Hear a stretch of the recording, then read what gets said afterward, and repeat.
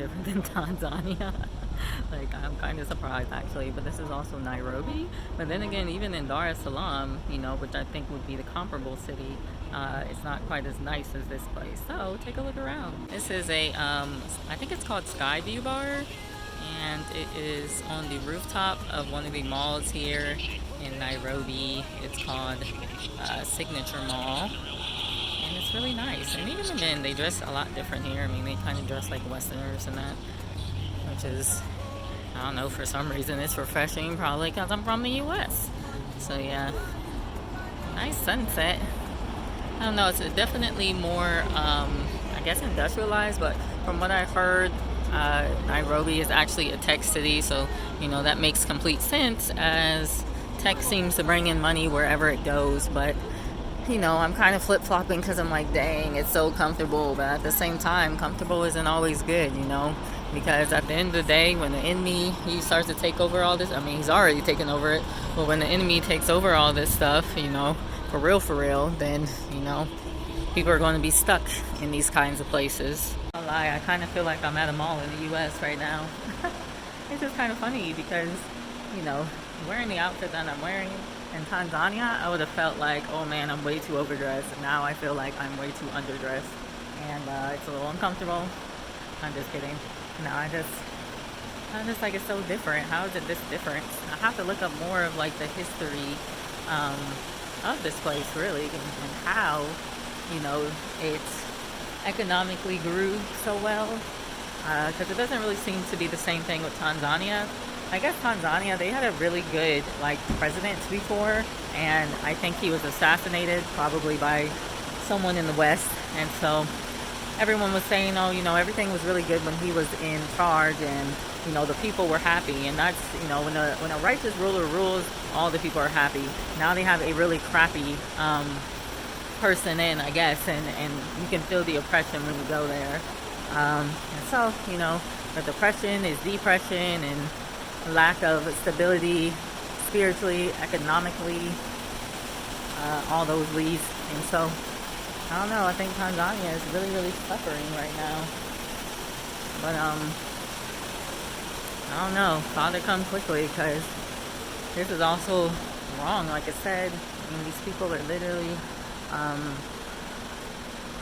they have set up a system for everyone to fail. Everyone is entrapped in it, and it really sucks, it really does.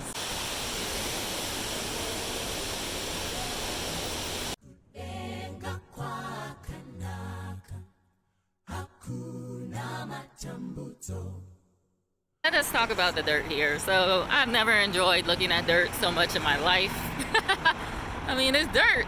It's beautiful. This beautiful dirt right here.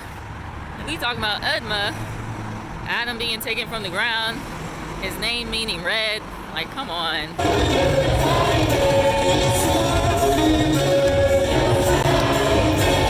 This is the local library downtown. And literally, like, these books looks like they haven't been touched in the longest time.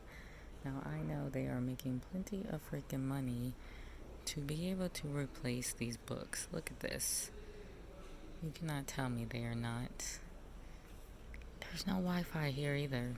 Sorry for being a Westerner, but, you know. The super nice mosque. Here's the deal, like, first of all, Mediterranean architecture is my favorite, but see how they always have these clean mosques and these clean Catholic church everywhere. A lot of times when you go into Christian churches, they can be pretty clean as well, but a lot of the times they're not, because Christians ain't making that much money. These people band together worldwide as Muslims to make this stuff. You can't tell me that they can't do the same thing, but, you know, when we have all these different beliefs, that's not what's going to happen. So here I am. I'm at the Kitengela market. It's pretty amazing because I actually ended up finding some pretty good stuff at a thrift store here. Everything was 100 shillings, which from my math comes out to about $1. It's a little more than $1, but I found a long linen dress, and all the dresses there were long for the most part, which, you know, I like that because I like modesty. And so I got a long linen dress for just about $1. And I also got this really nice jacket. It's like I guess you can say it's a moto jacket, but it's like a cotton moto jacket. And I got that for about $1. So I feel like I won today. It's so weird because I was reading about certain tribes that do circumcision, the Xhosa, for example. And these are one of the rites which they practice that matches the Jews. So, and that's among many other things that they do that matches what the Jews do. You know, Gentiles want to say, oh, you don't have to get circumcised. That's why I say stop listening to them. Because circumcision is a mark of the covenant, you know, to help prevent disease. And these people rather talk against God, you know, exalting their own knowledge, rather than ask God why he did the things that he did. Circumcision of the flesh represents circumcision of the heart. That's why the Father had the males do it. But, like I said before, there's probably also health reasons. Made it to my next hostel. I did a combination of walking and the bus. Wasn't expecting that. Couldn't get any Wi-Fi, but God got me through it. Praise God. Entrance is pretty cool. You know, I love a place that is lined with bamboo wherever I go. Hostels here often have this long, like, driveway to get to the actual place. It's kind of nice. You can take walks at night, you know. Hey, y'all, I said I gotta go on a food budget. So about 1,000 Kenyan shillings is equivalent to maybe $6 here. You know, I'm trying to spend less money. $6 isn't bad for food every day, but I'm trying to go for maybe like $3 or $4 type deal. Because I also have to pay for accommodation, which isn't, you know, super expensive either. The place I'm staying at is about $10 a night. The previous place was about $8 a night. But still, you know, I'm traveling. I got to pay for transport, all these kinds of things. So let's try something. Let's try to go for $3 or $4 a day. I don't need to eat much. I think the thing is they try to tell you, oh, you need breakfast, lunch, and dinner. That's not necessarily true. In fact, your body needs a rest sometimes. And so it's good to eat just one meal a day. And many cultures in the world only eat about one meal a day. So what I'm going to do is some butternut squash, which this butternut squash, I actually have to get it weighed, but I don't think I need to weigh it. I think it's 105 shillings. And then I have some rosemary for about 60 shillings. Then I have the walnuts, which are the most expensive, 219 shillings. Some dates for only 68 shillings. Some garlic down here, which I don't know, that probably won't cost very much. And then I have some ginger and some turmeric. So I'm going to make some butternut squash with rosemary, garlic, dates, and walnut. Now, I've got some ginger and some turmeric down here as well because I really love ginger, and it's so good if you're having any kind of stomach issues to kind of help alleviate that. And then I've got some turmeric, which helps, you know, with your digestion as well. And if you have any kind of inflammation, it's wonderful. Came out to 508, which is around $3. Oh man, I think the monkeys broke out of their habitat. They're just kicking it right now. Hey, get across this street. Little monkey. Hi, little monkey.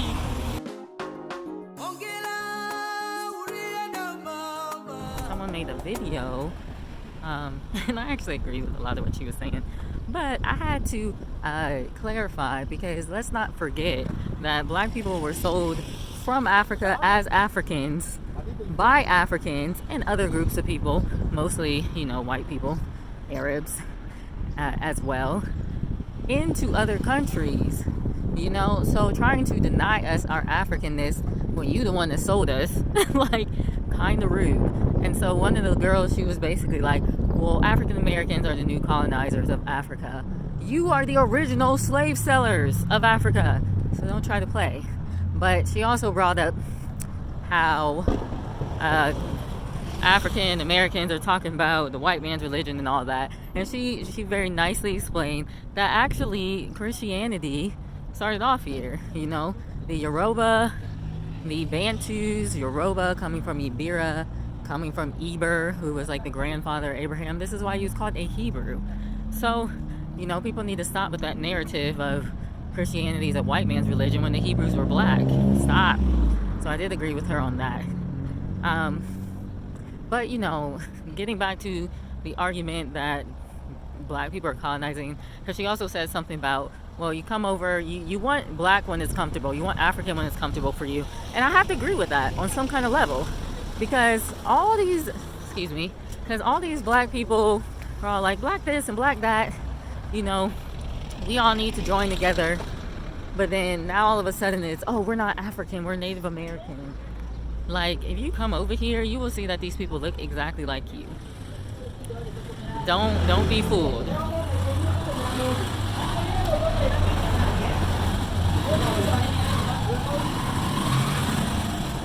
Don't be fooled by what they put on TV, because the fact of the matter is, these people out here, they trying to deceive people for money and these kinds of things pertaining to what black people, what's going on over here in Africa. The fact of the matter is, there is a lot of colonization, of course, and so there has been things built according to European standards. So it's not only black people that are into European standards, the locals seem to be into it as well, especially in Nairobi, where they try so hard to be like Europeans, it seems like to me. I mean, I ain't gonna lie, sometimes it's easier here because the English is better, but sometimes their attitudes are so pompous, you know, it makes you not want to be around it. So, what can I say, man? I really feel as though it's a lose-lose situation at this point. Yes, we as black people from the West are used to Western standards. That's what you sold us into. Now, I'm not going to sit here and blame Africans, though, you know, because it's mostly non-Africans' fault, although, again, they have their hand in it. So, what are we supposed to do? Just become non-Western-like, even though we still live in the West? No, that takes time, and it takes your eyes of being open.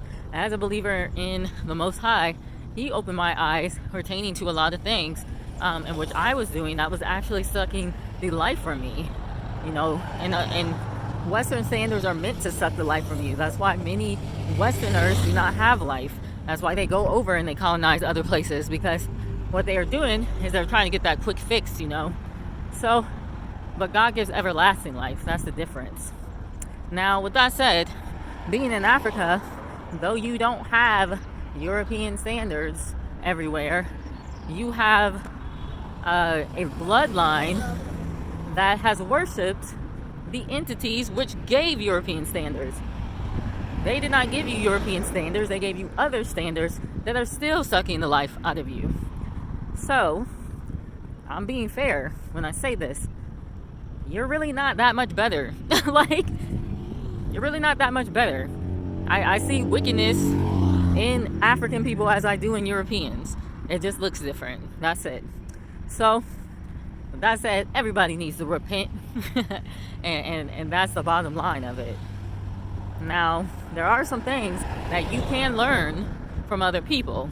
I think the difference between African Americans coming over to Africa, where we descend from, and Europeans coming over to Africa, where they don't descend from, they will take you over, they will subdue you, they will enslave you and use you as they will. That's not going to be the same for African Americans. I don't even think we have it in us. And if we do, then it's probably somebody that was messed up in the first place back in the United States. They got issues already. What we will do is help. And so really why I made this whole video is because I'm here to help, and I've been helping since I got here. Do Africans appreciate it? I would say 8 times out of 10 they don't. But at the end of the day, help is help. God recognizes help. Whatever you do for others, the Father will bless you anyway. Now, my issue is we need some help concerning hygiene. All right, this is literally why I made this whole video. Because look, if I can smell you before you walk past, we got a problem on our hand. This is something as Hebrews, because the Hebrews actually learned those kinds of things even before they came to America. They learned those kinds of things. It is important to cleanse yourself, guys. Like, it's important to cleanse yourself.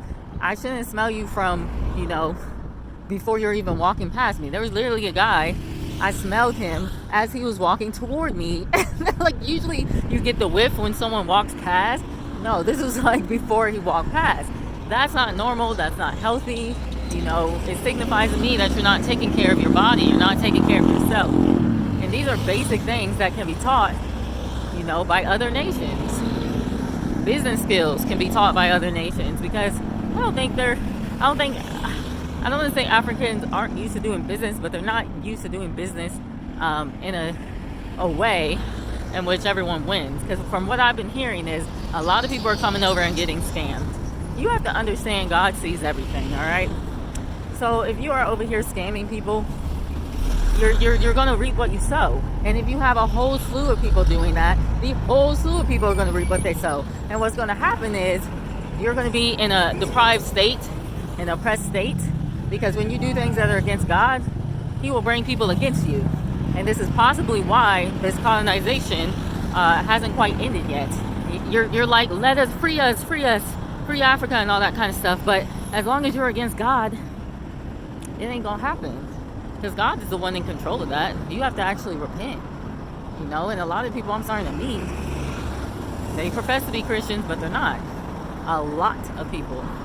This young man earlier, he literally sat there and tried to say that his job and the rules of his job were more important than God's rules, and then called himself a Christian. Now, he was lying the whole time, I could tell. And I said, do you think you will inherit the kingdom by lying? And then he tried to say, oh, Moses lied and he was okay. If Moses lied, which I don't remember that, but maybe he did, Moses lied in order to save his people. You are lying in order to protect yourself. It's about you. You're motivated by yourself, not by anything that God has told you to do. And so you're sitting here lying, thinking that you are a Christian and that you're going to receive the kingdom of heaven. So, you know, these are other things that we can teach you, the proper way to follow God. Because that's improper, and that is what is going to keep you in bondage. You think I'm playing? I'm not. God is not playing with His word and with His truth. And the more you play with it, the more you're going to fall. So, you know, we have so many things that we can help. I watch so many YouTube videos on natural healing and natural medicines and, you know, how to build earthen homes. And, you know, that's probably stuff that Africans can do, but you can help us with that, because sometimes the indigenous groups understand better how to make earthen homes, you know, where the rain won't fall through, and how they stand in the sun without collapsing and this kind of stuff. So, but yeah, so I don't know, man. I think honestly, colonization by African Americans wouldn't be a bad thing.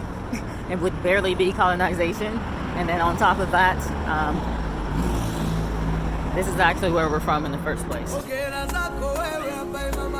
Definitely, probably one of the bad areas. You know, this is what people are living in. It's frustrating. A lot of industry going on in this area, but I mean, come on, people should have better materials to make their homes out of. Their government doesn't care. You know, I would like to blame the people. Part of it is like we need to repent and turn to Yah, but it's a wicked government, man, all of them. And the fact that they put his picture up in their restaurant, so ridiculous, you know. I decided to skip the van and walk because I'm seriously having one of the most interesting times. Just seeing the local neighborhood and all the stuff that constitutes it. I mean, come on, like, it's kind of fun. At the same time, sad. African Americans can teach basic education things, because, you know, you ask a lot of Africans and they don't know east from west and north to south, and I think it's a good thing to know those things. If you're traveling and if other people are traveling and they need directions, you know, I don't know how high the reading level is here. I'm not like a person that's like, oh, you have to read. If you don't read, you're not smart. But knowing how to read is helpful, for sure. I'm not a person who reads a ton. In fact, I didn't even like reading until I read the Bible, and then I could not put that book down.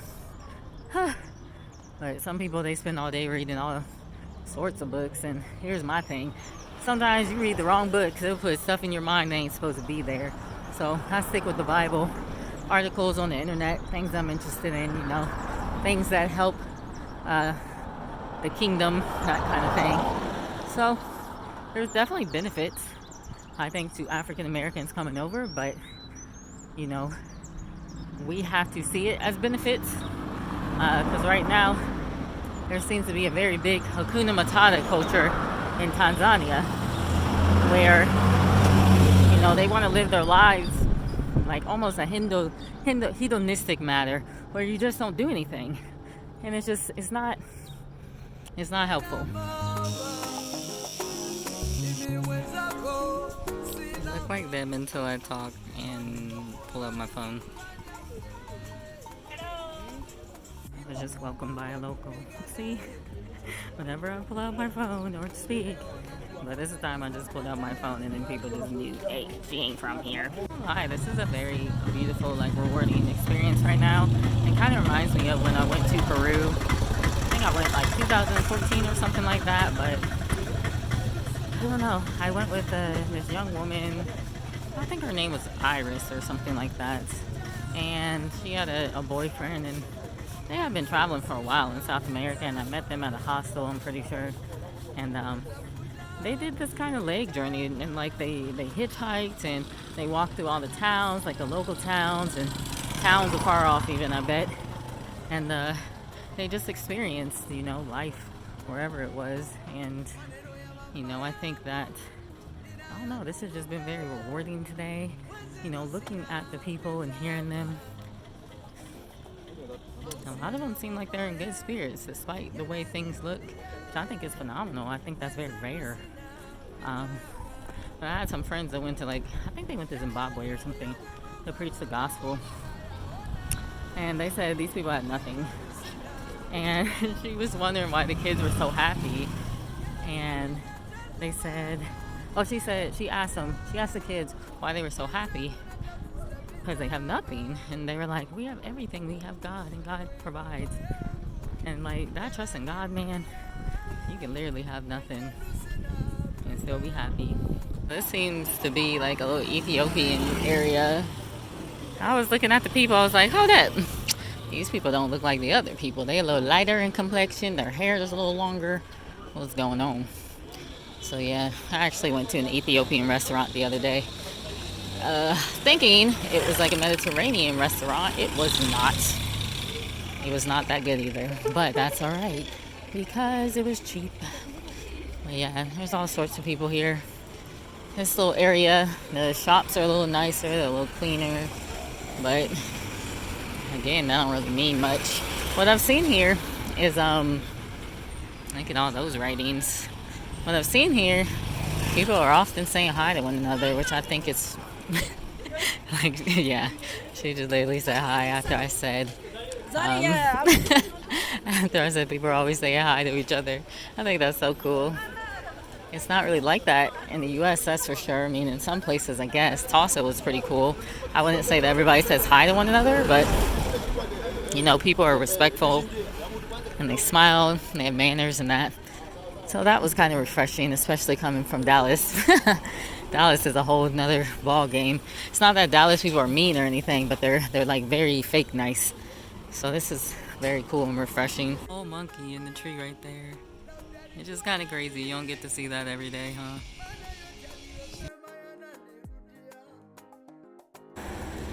This is cute. They have a little garden area.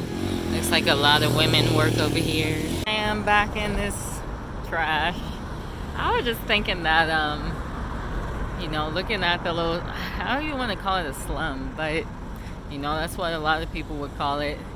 I just felt like the people there, they were in good spirits, and so how's it that much of a slum if the people are spiritual houses that make them, joyful? But anyway, I guess that's why we don't really judge by appearances. But I was just thinking of what it was like, before all this existed. Like, it was probably a whole village there, little houses or whatever that look like, their native little homes or whatever, little huts or whatever. And so, wouldn't it be nice to go back to that? Keep it simple, live off the land. Everything is provided. You don't need all the things that we have. We live in a technological world right now because Satan wants to take it all over. Set up his own kingdom on earth, which he has done, but he wants it all type deal. And so the Father obviously isn't going to let that happen because the earth is the Lord's and everything in it. And so God will use even what Satan has made to bring his will to pass. But I was going to say, you know, the Father has to wipe all this out. And at this point, I'm like, yeah, wipe it out. It's a mess. It's a whole mess. It's a lie from the devil. It's not helping anyone. All we need is food, air, water, you know, community, love, shelter. God at the top of all those things, and he provides all those things. So I'm looking forward to the destruction. Genuinely, that whole walk reduced my resentment toward Africa. I think it was God ordained, honestly, because I just kept walking. I used to do that all the time. I used to just like, I'm gonna go out and walk for 2 hours and see what I find, you know, take some pictures and that kind of stuff. Difference of the rules. This is what we do, and this is how we rule. The word of God in my mouth, the spirit of the Lord in my heart. When I speak in tongues, even my tithes and offering, the name of kind of cool little place. Reminds me of Agra or something. Not that I loved Agra, but it's kind of fun. So Nairobi has 1,000 malls, but none of them are this nice looking. From what I've seen, I didn't visit all of them. I went to maybe like 4 of them. This is pretty nice. And lemon to wash your hands. That is like so fascinating to me.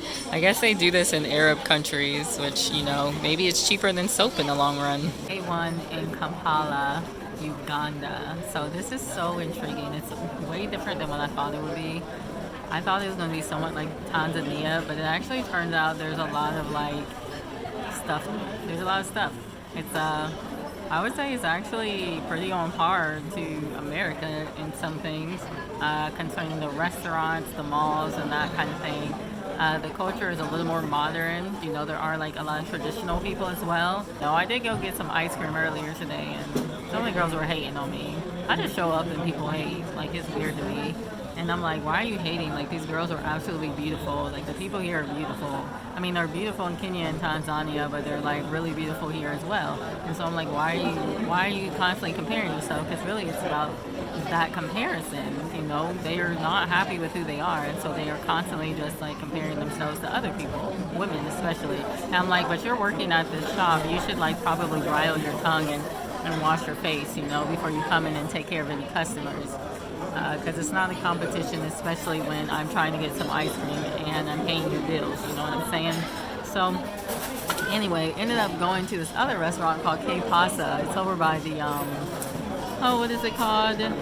Acacia Mall. And it was weird. Like, I was going to go in and just look at the menu, and the guy stops me and he's like, oh, I have to check your purse or whatever. And I'm like, all right, well, I just want to see a menu. He's like, I have to check your purse before you see a menu. And I'm like, why do you have to check my purses for me to see a menu? This is just a restaurant, not a bar. And he's like, he starts grabbing for my stuff. It was really weird. And then, I don't know. Basically, I was like, never mind. Because I'm like, I'm not about to be jumping through hoops trying to come in here and eat. It's not that serious. So I ended up coming to this restaurant called E-Grills. Thank you. And it seems to be based off the Emirates. I wonder if it's really true. I mean, it's pretty cool. They gave me like a bowl of water to wash my hands with some lemons. I'm like, this is pretty neat. I've never had that kind of experience before, so I'm actually pretty happy that I came here. And then I got some vegetable egg rolls, and they're pretty good.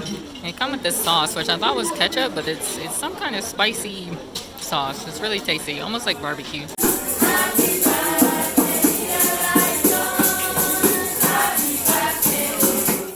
To me is giving kind of beach town vibes in some areas. It definitely reminds me of some of the places I've been to in Bali, as well as Mexico, but it's not really a beach town. It just kind of has that feel to it. It's definitely warmer here than it is in Nairobi. Nairobi though, I mean, I'm not complaining. Like, look, I was in a nice warm wool sweater and some pants, and I was fine. Like, it was good. Plus the rooms are a little bit cooler.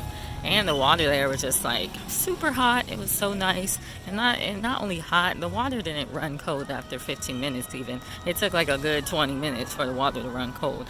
And even back in the States, I can't even get that. Surprisingly so, Kampala is a little more modern than what I thought it would be. I mean, I guess Nairobi is supposed to be known for being modern, but I don't know. I feel like Kampala is a little bit more modern.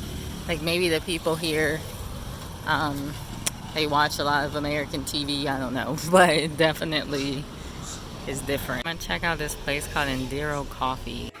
So it's a pretty cute place. I like it.